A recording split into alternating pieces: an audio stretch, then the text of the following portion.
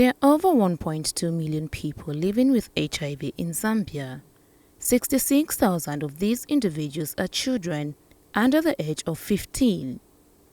No cure exists for AIDS, but strict adherence to anti-retroviral drugs (ARVs) can dramatically slow the disease's progress as well as prevent secondary infections and complications. However, in the last few days, there has been concerns on the availability of these life-saving drugs. Infectious Diseases Director Professor Lloyd Mlenga says there is no shortage of ARVs in the country and the non-availability of the second-line treatment is due to the short supply globally. About 6,000 individuals who are still taking some of the drugs which we are moving away from. And that has led to having erratic supply globally, not just here in Zambia.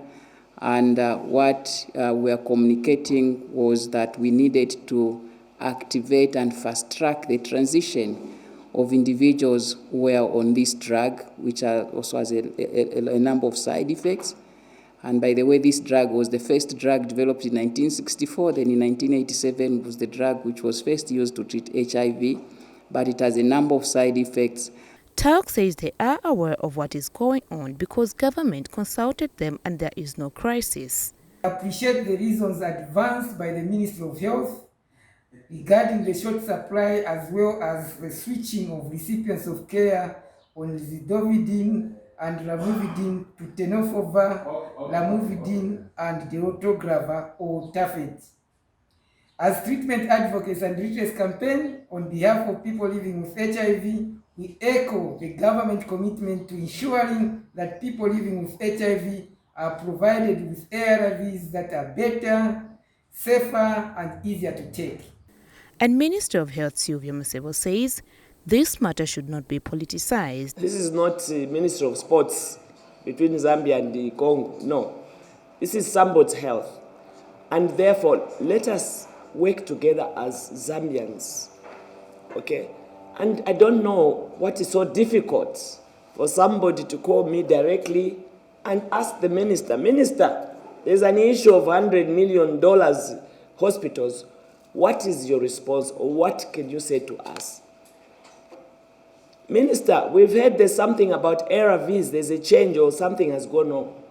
I have to answer questions, but when people begin to do things politically, deliberately, to misinform those unsuspecting, citizens who may not even know what is really happening, I think it's unfortunate. And suddenly, those who never even used to talk about health have started talking about health.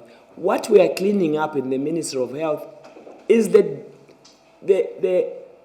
mess they left as PF, basically. That is what we are cleaning up. In July 2019, the World Health Organization released the policy brief on HIV treatment, building up on the July 2018 technical update.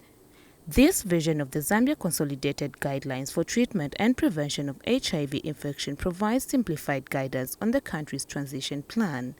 The continued approach that positively affects the continuum of HIV care, while adding to innovative methods that will reduce transmission rates and increase lifespan for those on treatment.